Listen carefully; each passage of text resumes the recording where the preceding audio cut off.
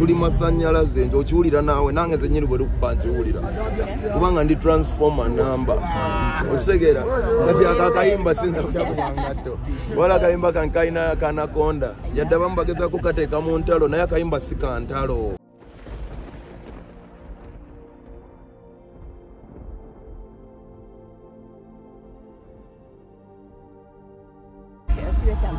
Bulungi nnyo. Osibye kya nnyo. Biri bitya. Tuli bulungi. Bamuli mutya eyo. Okay. Mwe bali kuba concert. Concert twagikubye paka ku nsonyiwa. Eri yabadde masannyalaze concert. Nkyawulira n'amasannyalaze era njagala kuyozayoza muganda wange Gladiator okuva kulo. Okubeera omuvumu. Naye okweyisa obulungi eri abantu n'emikwano gye okuba nti ffenna tumukkiririzaamu era twamuwagidde n'amenya rekodi ya nnaku nnya. Mu nnaku nnya tekibangawo. Nange sikikolangako bangi abatakikolangako bangi ababa n'obudde nga bungi era ne bigaana. So Gladiator kyewakoze okiyimiriranga n'okyebaliza Mukama si kyangu okutuukako era nkuyozayoza era mugambye ku Lwokusatu mbadde njagala kugendako wa mukwano gwange King Saheyo tusaleyo akabuzi tukalyeko kubanga munange obulamu bwa kiseera tulina okwagalana tulina okwewagira tulina okubeera nga tukola emirimu gy'eggwanga. So congratulations brother. Okay. Look at concert Gladiator. Concert nagisembu bulungi. Abantu bakulaga omukwano. Bakulaga omukwano kuba nange mbagala shekera. Bali balina okujja okunda omukwano. Okay, and gwesinga okwebaza mu concert eno bachelor ya happening and it was a success. Management yange yakola bulungi nnyo. Yeah, concert nebeera n'entambula bulungi. Ate yakuwa amaanyi. Yampa amaanyi management. Management yampa amaanyi. Abapi bagamba yakuwa amaanyi. Balimba lwaki bamuwayiza. Singa teyali ye. Oyinza. Nze nyina management nange omuntu nganze Gladiator ndi empula mulamba. Nyina amaanyi. Okay. Nze nyina amaanyi ag'enjawulo g'otamanyi oba g'otasobola kutegeera. Okay, wali okisuubira?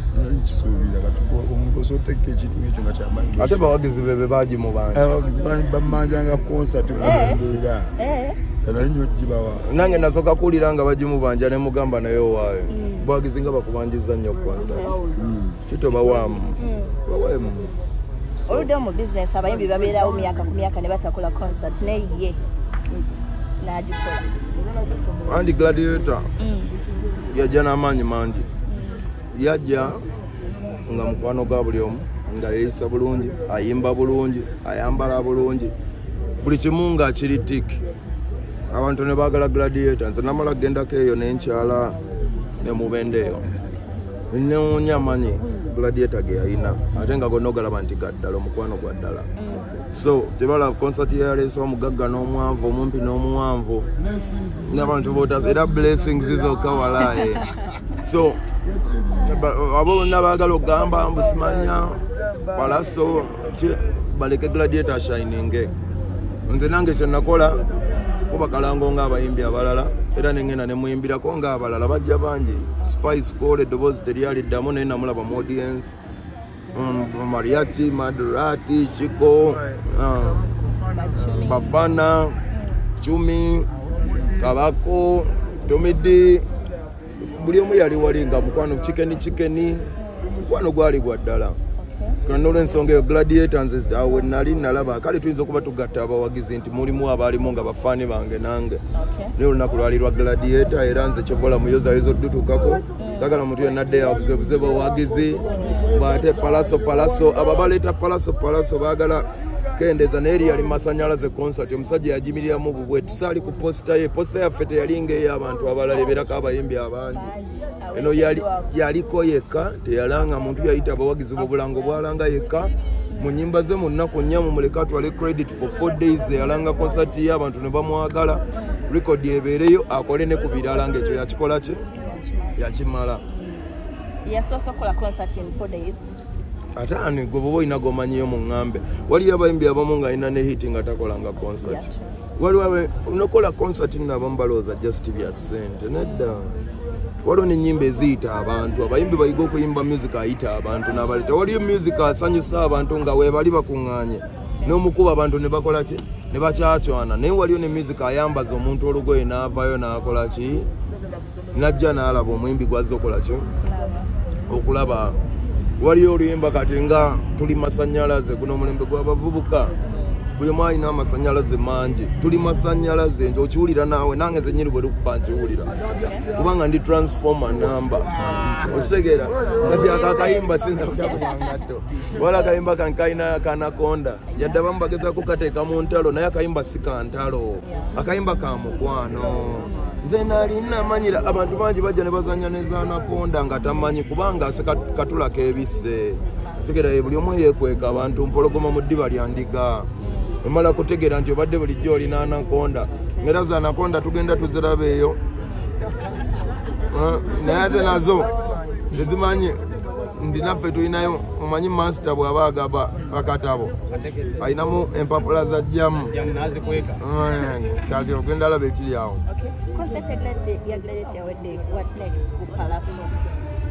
May 17 leero konsati ya Gladiator yawedde naye okumuyozayoza tekunaggwa tukyamuyozayoza leero tuzze ku H2O ne wa DJ Fiki kuyozayoza Gladiator era H2O management ne DJ Fiki tubeebaza kubanga muntu bamusanga sita bwalina okuba bamuteredde champagnes ku mmeeza bamuteredde whiskies soft drinks emikwano gye gyonna gizze so tukyamuyozayoza tumujjana omugole tetunamuyirana ku mazzi tugenda muyira n'amazzi nago gyegali tumanyi nti ffe tusanyuke nnyo bannayuganda tuyira omuntu amazzi era temukendeeza abaami n'abakyala muyiwe amazzi abantu mubayire amazzi omuntu bw'osanyuka kwata baketi y'amazzi ogimuyiwe ku mutwe Gladiator tompona leero tugenda kuyira ebidomola by'amazzi kubanga kakati bwe tumalaawo olwokusatu twagala kugendako ate kokyayo kabuzi kati awo tulabe naye ngenteekateeka kati tuli ku road to Sanyu Sanyu Festival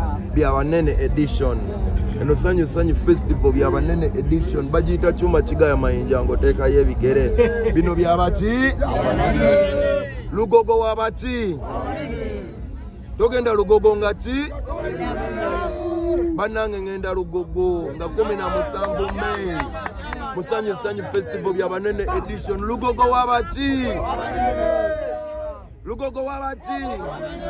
togenda lugogo bajja kukwata waliwo oh my god bwe tunatuukira nga tulimo banga kwa tusimbula all music expect it May 17th Lugogo Cricket Oval Sanyu Sanyu Festival byabanene edition era muganda wange Gladiator ngambye leero nangamba Uncle P wandazo omukwano mungi nange ngenda kukolaga omukwano mungi paka kati kyobomanya tugaddewo buli fani wa palasa ali eyo olunaku lumakinge lutikinge May nga 17 tugenda kukuba pate olwo tugenda kuba ne betu tugenda kwevulungula mu ttaka tugenda kuzina good music eyo ya Independence Day ya good music lwetununula eggwanga mu buwambe bwa bad music tugenda mu good music kati twagala tuwulire ku maloboozi wegali twagala tuwulire ku basindi ba Spice Diana ba Palaso ba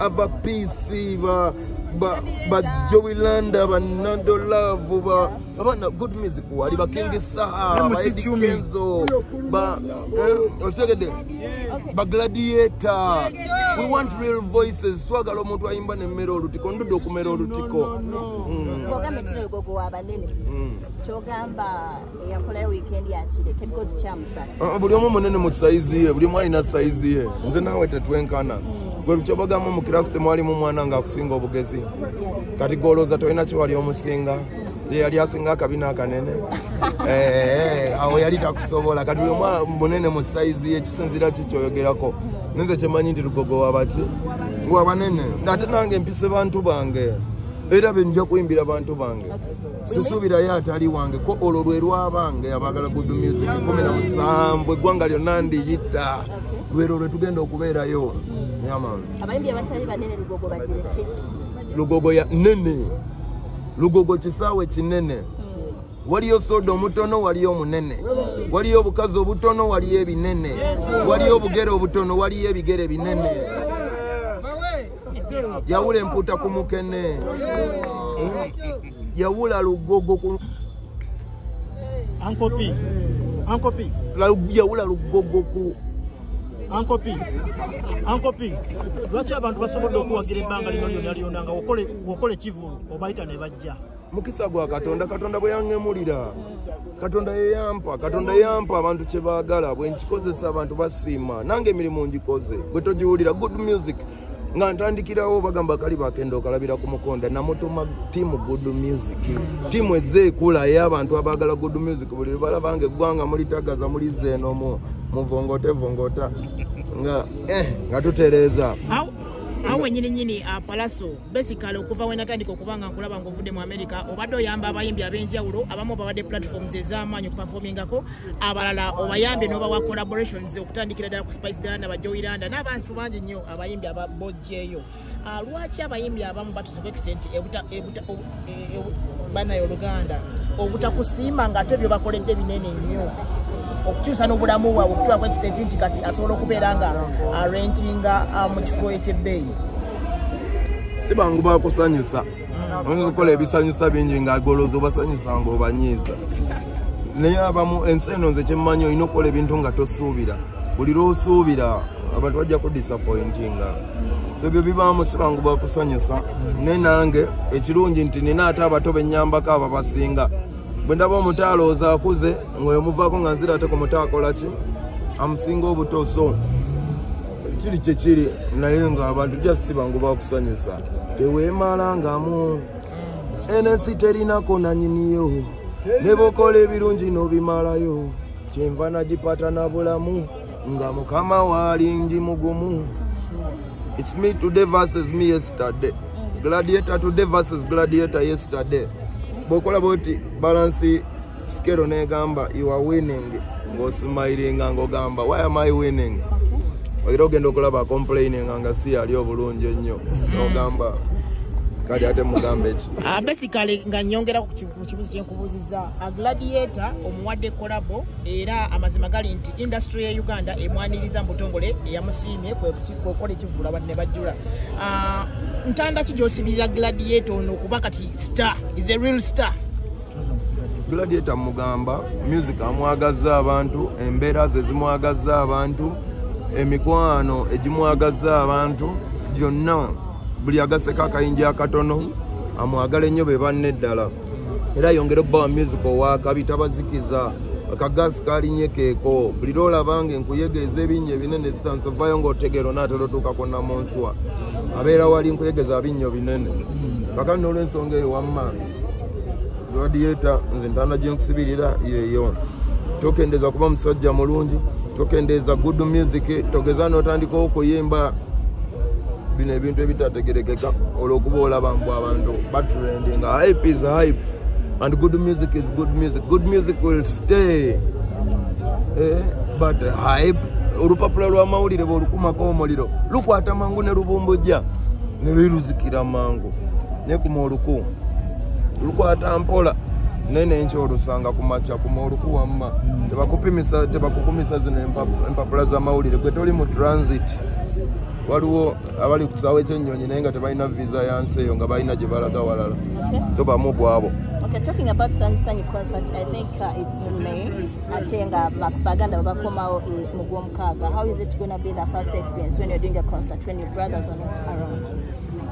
Nze nga Palaso essaawa eno nina abantu abanjagala nga Palaso naye tinina n'abantu abanjagala olw'abaganda bange, so ndi ready. Ni concert yeyaggwa Chameleone teyalimu mu ggwanga nyera twali successful amid all challenges.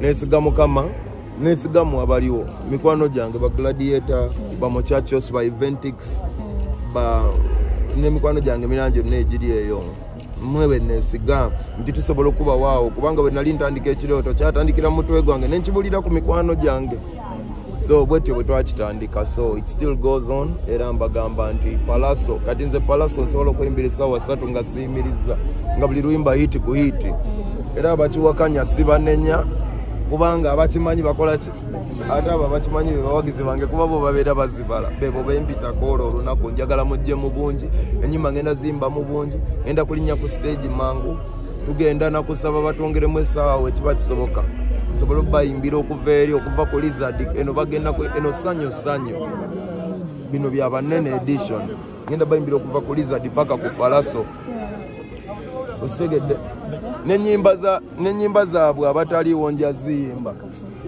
osegedde nja kuyimbirayo oluyimba ataliwo nja muyimbirayo oluyimba kwabyo mikwano gyange gye nandiyagadde gibeewo nga tegisobodde kimekinga nze nali mu scout nga ndi mwesi 1 moto yaffe yali be prepared. Nasomera Mengo SS gye nayigira of scout nga nzinga omugu waffe sebo nga tukampinga ne kazi nga tuwuga mu nnyanja ekazi eyo yeah, so our motto was be prepared, so anytime I'm prepared. Ate omuzungu n'ayongera n'agamba nti stay ready so you don't have to get ready. Kyova olaba nabagamba nze ndi ever ready ng'amandaga ever ready. So I am ready for you. Era ekintu ekisinga okunsumbuwa kakola nti obudde butambulira ddala mpola nandiyagadde budduke naye Mungu we obuyinza bwatyo bwagera tutambule mpola mpola tugenda kusigala tugenda tuuka wali nga tugamba 3 days to go, 2 days to go. There's a lot of ruckuses going on before, but it's better than what's your take up everything that is moving on. Ebigenda maaso entale eziriwo ezogera kungi bizigo bye bigenda maaso abaagala okumanya ekigenda maaso bizigo so tuteeka ekintu ekirala kyonna maaso nga si bizigo ne make-up olwekirala kyoyagala omanya ekigenda maaso kambuze ku gladiator kyamakulu okubanga ba DJ bakozesa music wamwe nga tebasasudde ate nga munisasudde chama ombuzo ba kikola sense ba DJ okubanga basasudde nya music waffe nga tebatusasudde ate nga ffe tusasula odukola onyene omulimu gwa DJ gwa kubeera DJ kuzanya music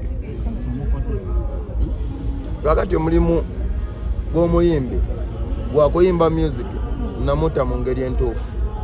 Engeri entuufu yeriwa bw'ote oluyimba lu registering waliwo ebitongole nga bw'olaba UPRS ebyo byali be collecting royalties. That's a collective society.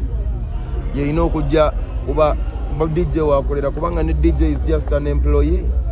Bamuwadde buwi mulimu kati bo bamuwa omulimu nannyini bbaala yaba alina okusasula royalties za music abazanyiddwa mu kurunninga business ye yaki ey'ebbaala. Kakati naye lwakuba abantu batulaba wano nga tulwanira copyright tebakitegeera ebyo byonna biri mu copyright nti omuyimbi essaawa eno talina bwannannyini ku luyimba obwannannyini obwo ayinza okuba bulinako bitundutundu waliwo atabulina nga tafuna tasasulwa naye nga music akozesebwa commercial n'aleeta ssente wano omuyimbi wa Uganda afunira ssente ku stage yokka kubanga ebitongole birala biri non-functional. So kati DJ temuyinza musongamu lugalo kubanga ye omulimu gwagukola bulungi. Technology alina okulaba DJ luyimba kirwazanya naye mulala bw'amala oddulaba n'amuripoti nga ku UPRS nga naye efunye technology oyo alina gulibwa government okuteekebwawo kubanga ebintu ebimu bya bbeeyi UPRS asobole okulaba nyimba bazizanye wani azanye nga tosuze luli we baabeererawo abantu nga basasulwa abedda ngaliwo radio station emu ngegulawo na ku ssaawa 12 za lwaggulo nga bateekawo nze ne bwe ntuulawo paka ku makya nsobola okuwandiika ennyimba ezizanyiddwa kati tulina radio station zisukka mu 13 okitegeera omuntu omu takyasobola. It needs technology. Music bw'abanga it's a resource ng'omulimu ogwo nga gu employing both informal and non-informal ne gu educating all ages ne gu employing all ages ne gu employing all genders ne gu employing all religions ne gubeeranga it's a part of preserving our culture ne gubeeranga guli part of our culture and traditions ne gubeeranga it's part of how we write our history ne gubeeranga it's part of how we express ourselves. We should protect that job, that it needs to be copyrighted so people, creators can own their works and can have full rights to their works.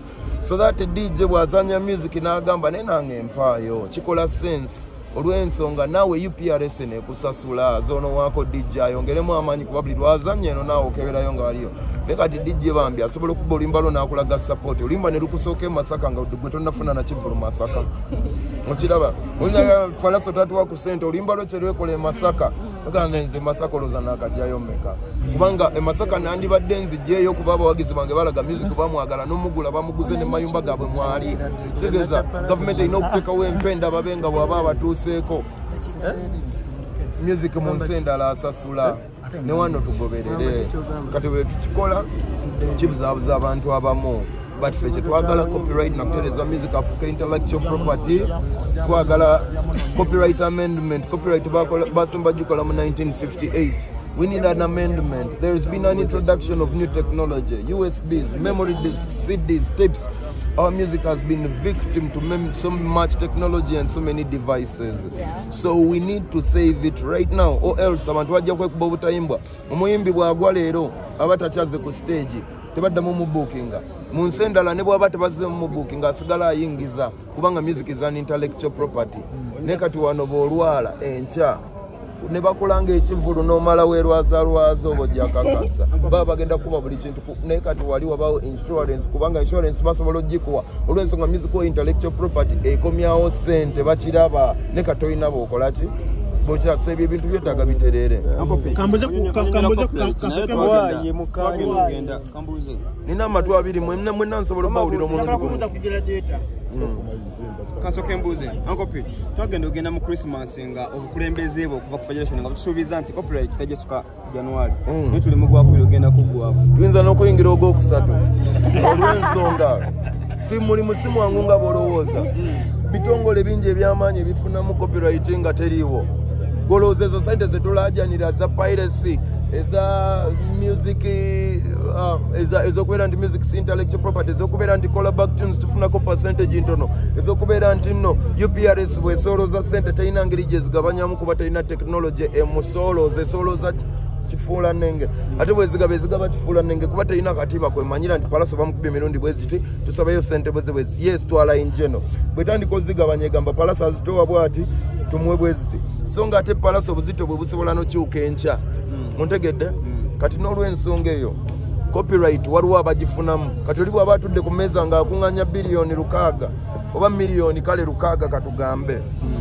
nga bw'agabanyako 10 tembuliriza mbalirira yaayo kitegeeza asigalako ebitaano ebyokulwana singa obeera ng'okwata mu bizinensi ye so ebitongole bye tulwana nabyo ebimu by'amaanyi kyobola bikyusakyusa abantu ne bigamba kiri bwe kiti misinformation nyingi naye ng'ekituufu kiri nti copyright si nnyangu toyinza kuddira nkugambye nti baakoma okwamendinga copyright mu 1958 egyo emyaka emeka okuvaawo togimanyi miyitirivu emiyitirivu simanyi gibemeka naye nga nange kyemanyi miyitirivu kati egyo emyaka emiyitirivu toyinza kusuubira nti ffe tusobola okutereeza ebyononesa emyaka emiyitirivu mu myezi 2 naffe tuwe ebbanga tusobole okutafuna etutandikira so tetukipakusa naye nga tukiriko bagamba tosobola kuliisa sinnamba naye sooka yakulinanya essowaani so bwetulaba nga twetawula nga tukuba emmeza nga tulemezaamu ne batuvuma ne bakola kinene ne tulemezaamu ddala ku kyetukkiririzaamu kubanga guno omulimu bwe tunulira Nakato omuto ndaba ng'ali talented nnyo nga yandisaanye omulimu guno gube safe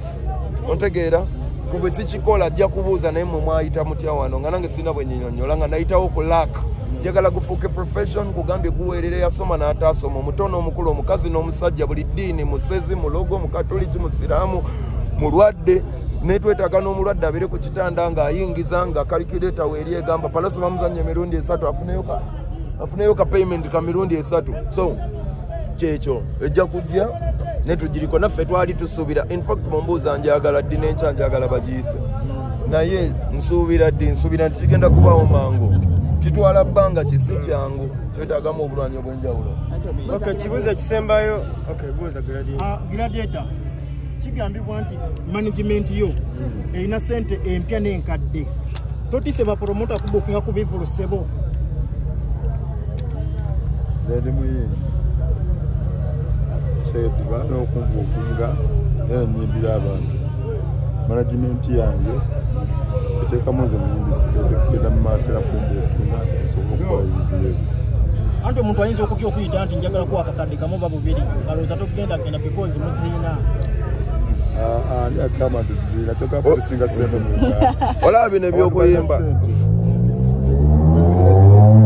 bino ebyokuyimba obiraba ebyokuyimba omuyimbi kyovola Gladiator atambudde mangu omuyimbi olina okusooka noononya manager agenda okutegeera ate alina bye weetaaga manager kasitaaba nga abisobola nga mutandika okugenda mu maaso manager ajjako era enkya mukula endagaano nti manager gwokola vidiyo enkya omusabe vidiyo nga teriiwo manager ncha ontegera nchomba leba mutekole bu contact nti yagule nyimba ncha balete nyimba nga tayinacho so abayimbi bonna bakubiriza era nchibagamba bakolenga Gladiator ononya manager wakabenga Sifuke Promotions nga ina mafuta nga bitandikirawo ebivola omuyimbi omusanga oli namuwate mitwalo janga 3 agyateke mu varsity yajja sembera mwe bagambuze palasi tiga cutting oli omuwadde collab neza video tazirina biba biche ekibuzo kisembayo engeri kiri kino shoyo ya May kitegeeza obudde we buli obumala tulabye nga abayimbi bangi aba n'obudde obw'okulangira mu show nga bungi naye ate n'akola rehearsals mu nnaku ezisembayo entono ennyo n'abanga tafunye time siri wa kukanika siri makanika siri muimbi makanika ndi muimbi omuyimbi wali abayimbi nga makanika ngayimba akanika nesikanika nyimba ne nyimba nawo ndi wimbo lulira so next zabagi zibanga bampulira gende ku okay